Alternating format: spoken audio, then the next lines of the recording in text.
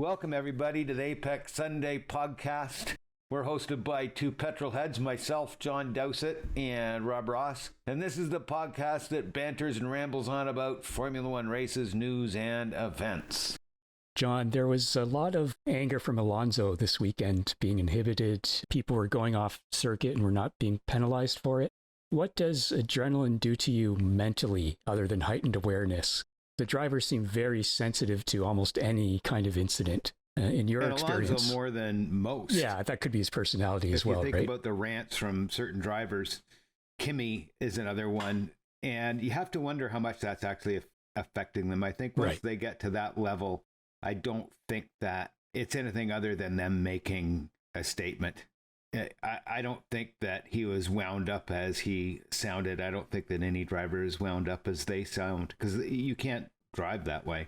Sure, but I guess when you're driving a car at that speed, you're going to sound a little unusual as well, perhaps, right? Right. All right, so there's that factor. The big thing is getting past red mist. Yes. And every race car driver experiences red mist, and it's a matter of whether they can get over it or not. I mean, in the past, you can look at people like Jean Alesi, who would completely lose the plot because he would get so wound up. Then there are other drivers like Villeneuve who would take it to the next step when he had red mist. So I don't know. Right. So I remember you mentioned the one incident where you were rolled. You were pretty angry, and you're usually not like that. Was that just? Yeah. I mean, it's a life-threatening situation as well, and it costs a lot of money to fix the car, and there's so many things that immediately go into your mind. But what went into your mind? Were you just filled with what the hell happened, or what? I'm a non-violent person, and it was the one time in my life where I was ready to basically kill somebody. And the marshals held me back, and everything was fine. But it's wild. Yeah. Mm-hmm. Do you think adrenaline is part of that? Absolutely, like 100%. The whole fight or take flight response is I've always been take flight, but not this time. I was just ready to throttle a guy. When you're raced, does the adrenaline, once you stopped and you get out of the car and so forth, does it reduce pretty quickly? I think one of the big things for most is getting over adrenaline and using adrenaline. Mm-hmm. Adrenaline can't control you, and you can't allow that to happen because you have to stay focused. So dealing with adrenaline, it's a matter of dealing with adrenaline and not letting it control you, but rather let it enhance your senses. Mm-hmm. That's why it gives the drivers a fair amount of leeway when they get into incidents and they get angry about things, because we have to understand they're extremely charged with adrenaline at that time. And they've got pressure to perform and to be successful, and then you're taken out. So it's not going to be very good. Maybe one of the biggest indicators is when you see these guys go into the wall and crash at just insane G-forces. Yes. They get out and they just walk away, and then they're talking to somebody. That is a statement of people being able to control or deal with their adrenaline, I think. Right. Let's talk about qualifying.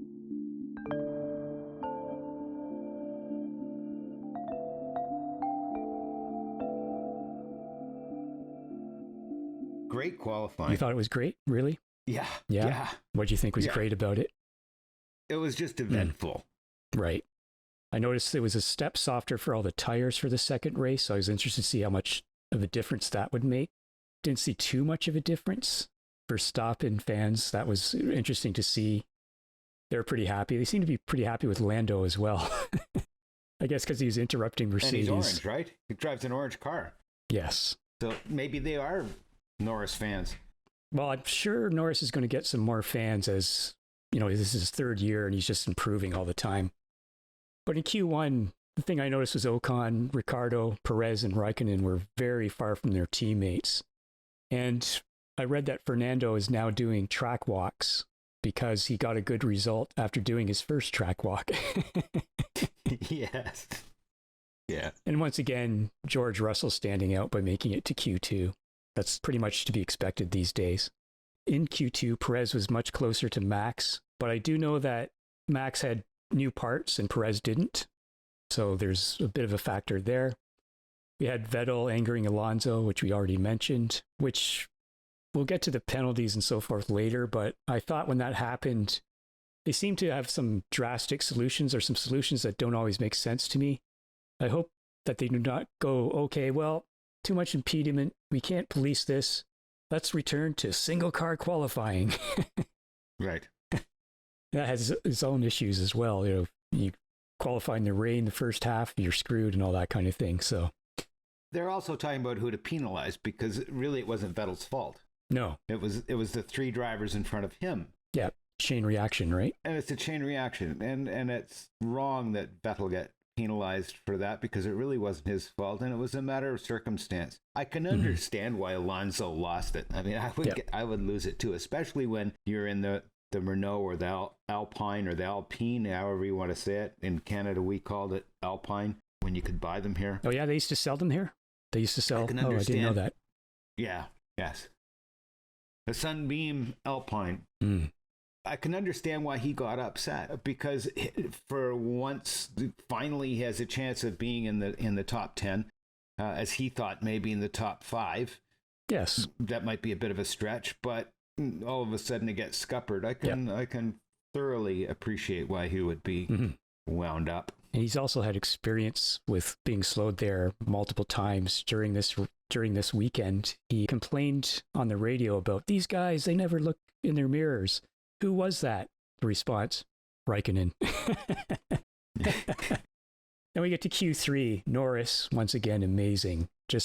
He's getting the max out of that car, just like Lewis and Max do. Norris is doing the same.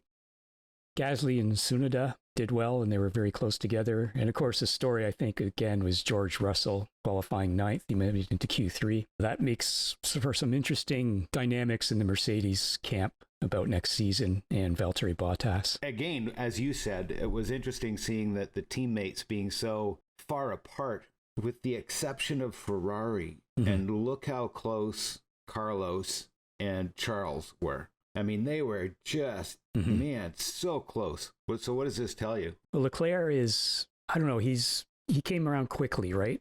Like he had his one season in Alpha and then he's right to Ferrari. So they have a lot of interest in having him do well. But at the moment, they should be concentrating on getting both cars to score as many points as possible, because they're not going to be winning races or the championship this year.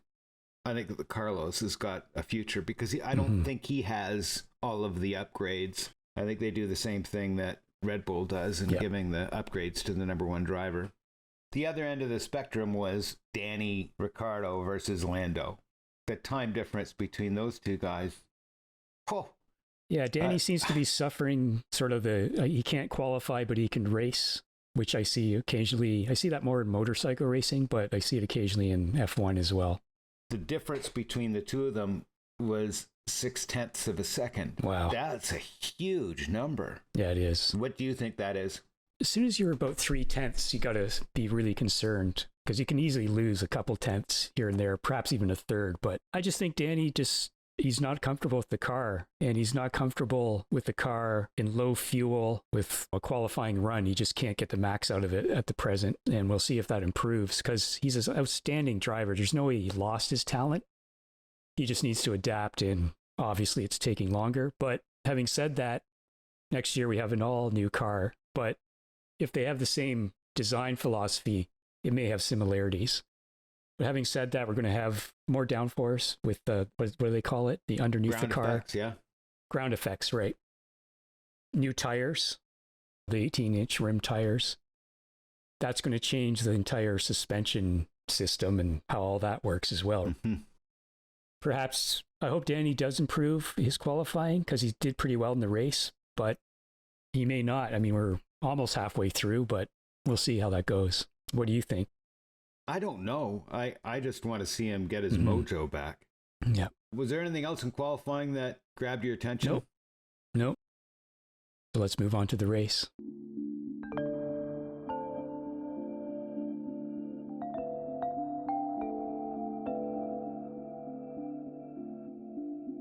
The first thing I'll say about the race is this was supposed to be the Austrian Grand Prix, but it was the let's penalize you for racing Grand Prix. And we all know, or we've all seen the controversy. I am quite surprised, really, that these decisions were made. I don't think Perez owes an apology to Leclerc. I don't think Russell or Perez should have been penalized. Some people argue that one of the Perez incidents was marginal. Okay, I can give you that. But overall, when you go for the outside, you're the one at risk. And if you're not alongside when the driver takes his line and he accelerates, he's automatically going to be pushing outward from the corner. This is 101 racing, right? What did you think of these penalties? Because I do not like these at all. And I do not like Michael Massey's attitude of there's nothing wrong with the penalty system. There's nothing wrong with anything. What do you think? I thought the penalties were a travesty. Mm-hmm. Will Buxton came on and was screaming about how it was the right thing. And I'm going to read the actual rule book, which is Sporting Code Appendix L, Chapter 4, Paragraph 2B. And it states, maneuvers liable to hinder other drivers, such as deliberate crowding of a car beyond the edge of the track, are strictly prohibited. So therefore, the penalties were warranted. That's nonsense. I argue that because the word is deliberate. And those drivers were on the racing line. And now somebody wants to come around and try and beat you on the outside where, you know what, there isn't any track out there. Well, that's not a penalty. No, it's not. The penalty is deserved if you're going down the straight, you push someone off a la Michael Schumacher or, that kind of thing. Right. So that the rule does not apply to me, it doesn't apply when you're trying to pass the guy on the outside and he's taking his line. I mean, I remember the Maldonado Schumacher incident at Imola. I think it was 2004. And Montoya, did I say Maldonado? Yes. I'm sorry, Montoya Schumacher incident. And Montoya got alongside him sort of at the beginning of the corner, put on his brakes to make the turn, immediately went behind Michael, not 100%. Michael took his line. Montoya was pushed off a little bit.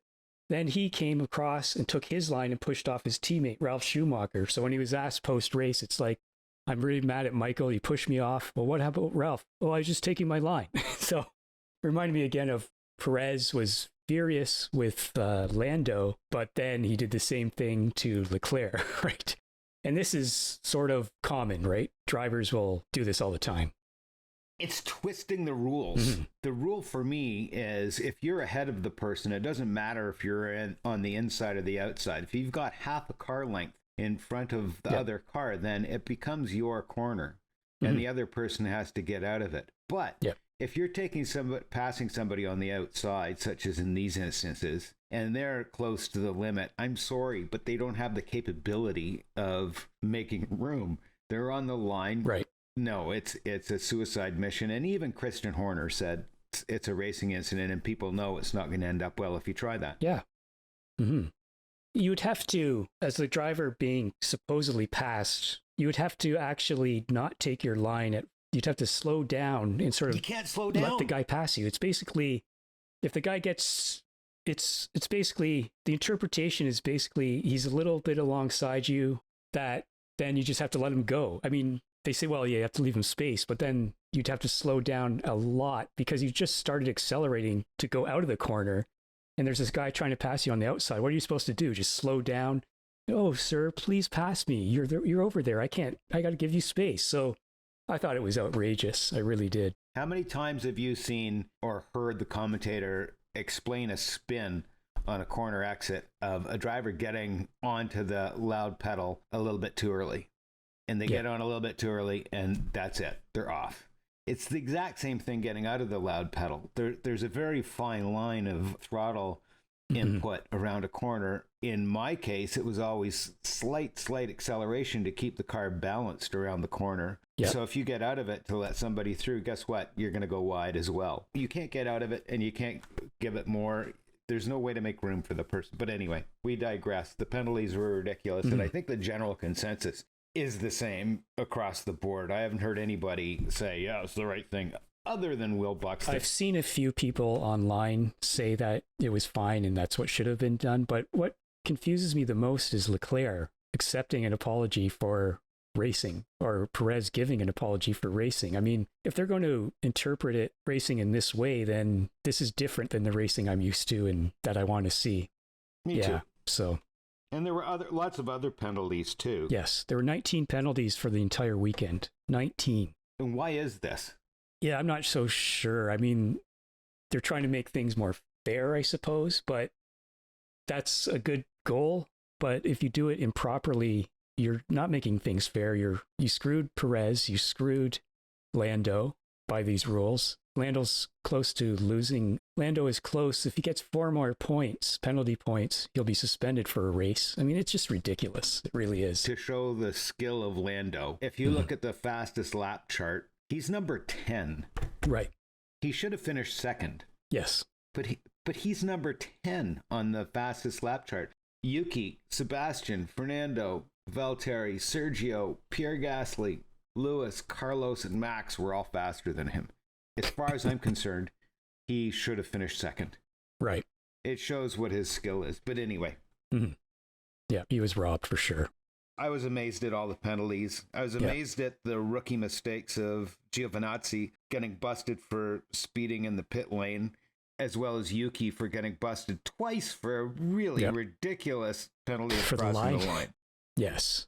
Yeah, that's what people have been bringing up. Like, he's getting penalty points for that incident. Why don't you do something else? Because it jeopardizes his future racing capability. There's got to be a measure to about how severe these penalties need to be and how severe was the violation. And there was no harm done whatsoever. He just needed to be warned or something like that. But that's the way it's going at the moment. The 3 strikes thing would work, like the track limit rule. Right. It's ridiculous, but I think that the track limit rule should be the same for the complete circuit. And I don't care whether it's a straight or a corner, you have to stay in the track limits. But let's move on. Well, Russell fell back, unfortunately, but if you don't have a good start in the Williams in your race is pretty much destroyed. So he was unable. He came close, though, to scoring points. Alonso took him at the end. But, he was a standout in the race for me. And then we had... I'd like to see points. Yeah, for sure. Even Fernando said he was kind of sad that he had to do that to him. Daniel, though we talked about in qualifying, not too well, but he did have a good improvement in the race compared to last race, although last race he did suffer some power problems. Other than that, I don't know. I don't have too much to say about the race. The penalties kind of dominated it for me. I was disappointed in seeing Esteban Ocon out so early. Yep. That was kind of sad. And the other thing is, guess who was in last place again? Oh, yeah, of course. But of course, Max whipped everyone's again. We'll see how that goes in the next circuit, which is Silverstone, one of my favorites. And I hope that the next race at Silverstone, they don't penalize the racing again, because, I don't know, there's a few places where you can pass on the outside there, so we may see some more contentious penalties again. I think that what we're going to see for the rest of the season, and this is just a prediction off the top of my head, is Red Bull is just going to walk away with everything. Mm-hmm. They've limited the amount of money teams can spend on development. That's a good thing for the lower teams. But guess what? It means that when Red Bull comes out of the gate with by far the best car, it means nobody can catch up. Yeah, if we look at the gaps, so Max had a gap of 17.9 seconds to Valtteri in third. Yeah, but he had an extra stop too, right? Who, Max? Yeah. Or did he just stop for tires? Yes. Okay.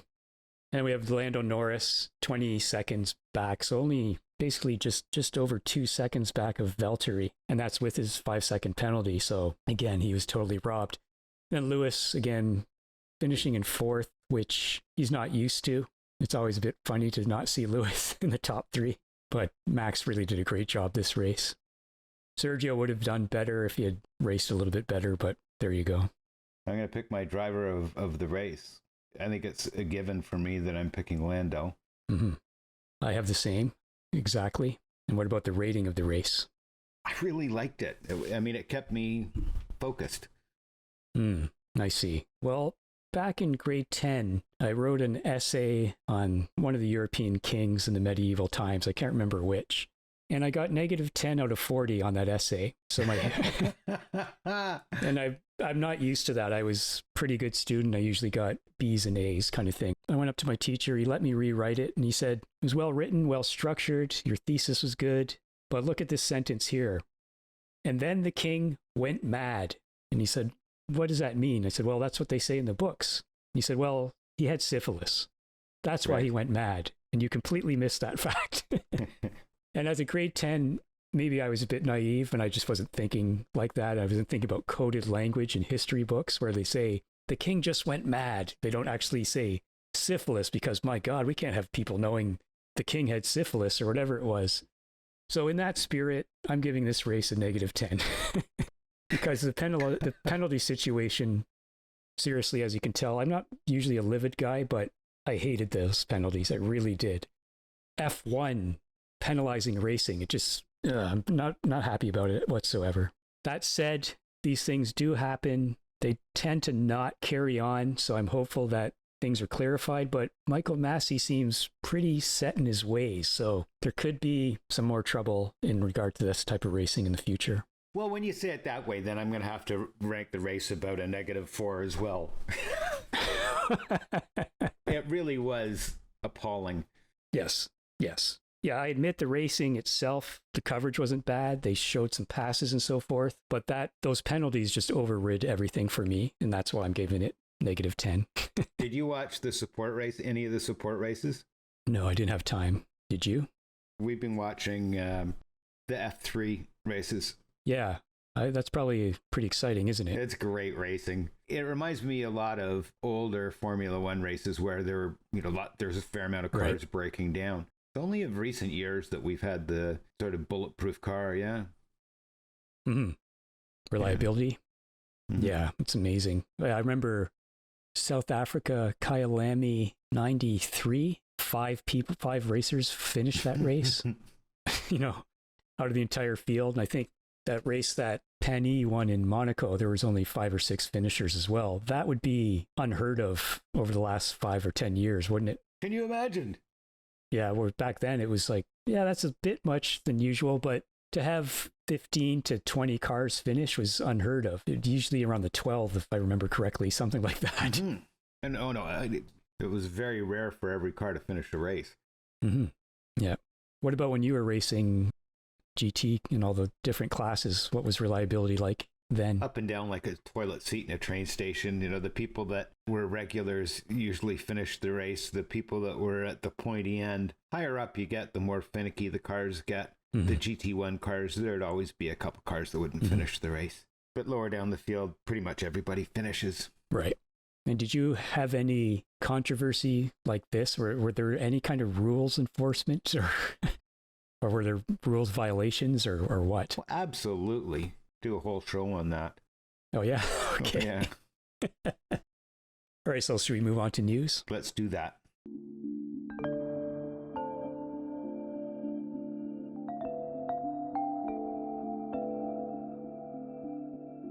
I'll start and I'll say that Lewis signs for 2 more years, which extends the Mercedes deal to the end of 2023. So he's through 2022 and 2023.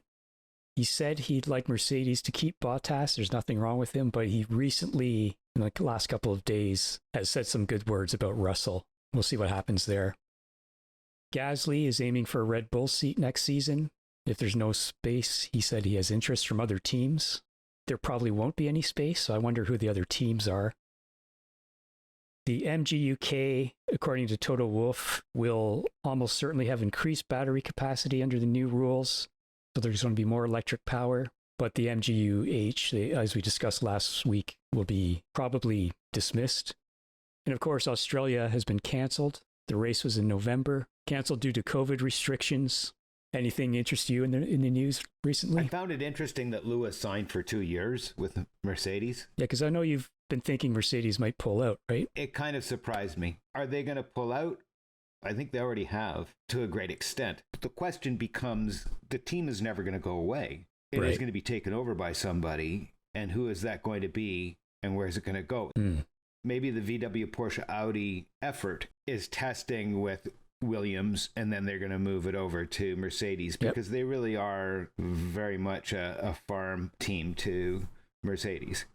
And maybe that's the route that's going to go, and maybe that's why Lewis is staying with them. I question that, and I question the Bottas thing, because I don't think he has any control at all over whether Bottas or Russell is his number 2. No, I just mentioned that just as his opinion, but whether that has any influence on Mercedes, I doubt. Bottas is not signed. That's news to me. Wolff has apparently said that they're going to determine that over the summer break. So relatively soon we'll know what the situation is there. Yeah, you think he's gone? I think he's gone. Yeah, sure. Where do you think he'll go, to Williams? Because he said he wanted to stay in F1. What other options are there? That wouldn't be such a bad move for him to go back to Williams. Because they could appreciate his insights into how Mercedes works and all that kind of thing as well, right? And he could shine. Now he's not going to be up against the number one driver. He would be the number one driver more than likely if he were to step down to Williams, because that would mean that Russell will not be at Williams. Yes. And they will have the new rules set. So I don't expect Williams to triumph that much, but they could improve. So we'll see. I hope that McLaren improves. That's, for me, next season, Mercedes and Red Bull, I'm pretty confident they'll come up with great cars under the new system. I'm hopeful that McLaren will. You're skeptical? I'm skeptical. Let's put this in perspective, what you just said earlier. The first thing is they're going to have ground effects. And number two, they're going to have different wheels. And number three, they're going to have a different power unit. All of these have to work in concert. If you go and test a car, you can only change one thing at a time. Otherwise, you don't know how you're making your car handle better or perform better in any way. And now they're going to have to throw in all of these things at once. Right. And the development is going to be crazy. It could be right back to the days of when when Barr came back and destroyed everybody. No real budget. And they came out and destroyed everybody. By the end of the season, they were backmarkers because everybody caught up. The same thing is going to happen. We could see Haas at the front. By Barr, do you mean the team that when Ross Brawn took it over and he Honda left? Yeah, so that would be... Sorry, it was Brawn. Was it Brawn Grand Prix for a year, right? Yes. Before they sold it to Mercedes. Yeah. Jenson Button got in the car and thought it was pretty good in his first run, as I recall, and came back out of it and went, it wasn't bad. And they said, well, you're a second and a half or 2 seconds faster than any other car on your first run. So that's going to happen. Yep. That was the first rear diffuser car, right? Yes. I believe that was the first real rear diffuser innovation, which they all have now. And this is going to happen. And who's it going to be? Who's going to, by fluke, get it right? And it could be anybody. Everybody else is going to catch up. And how long is it going to take? I don't know, but that's my take. Right. Well, I'm going to disagree. I think Red Bull, Mercedes, McLaren, Ferrari, those teams will do fairly well, and then the rest are a complete mystery to me. But Haas, I have no confidence in Haas doing any better. Well, maybe Alpine then. How about that? Yep, that's a possibility. It's a possibility. They've got new staff, a new direction. We'll see. All right, John, anything else about news? Nothing that I can think of right now. Me neither. So next race, Silverstone. And I'm looking forward to the new format. Right. That's the first time we'll see the sprint race, right? Yes. Yeah. I'm pumped about that. So let's see if they do it properly or if someone gets some weird penalties and it all screws up. Thank you, Rob. Okay. Talk to you next week, or actually a couple weeks from now. Talk to you in 2 weeks. Bye-bye. Bye.